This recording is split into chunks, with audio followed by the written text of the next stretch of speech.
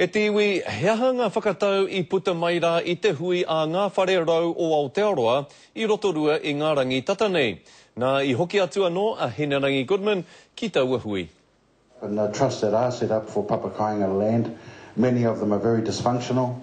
He maha ngā piki me ngā heke I raronga. Engari nā runga I aua nawe, ma hea ana te kite me pēhea ai te ahu whakamua. I runga I te kaupapa o ngā wharerau o Aotearoa. Well, te me ki a tātou ti me Māori, he kāinga mō mātou I roto tō tātou whenua. Tērā te menui. Ahua māmā te hokatū whare. Ko te mahinui, ko te pupuri kia mau.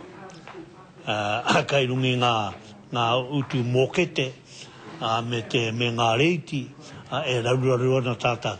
Ko goi rā mea o te kaunihira, me whakamāmahia nā huatana kia rātau, te taha kia rātau, kia tai ai nā whānau, nā hapu, te whakatū, te hana mai nā whare mō rāta. I raro anō I te kaupapa Kiwi Bank, arā ko tērā ki hei tā etahi.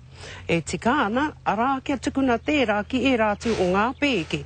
O tirā ki ngā pēke e rata mai ana, ki tā te Māori e hiahia ana.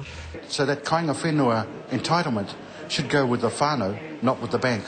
And they can go and broker the best deal that they possibly can. E ai ki te kōrero, o tau kāinga, ko tau wake, pātū watawata.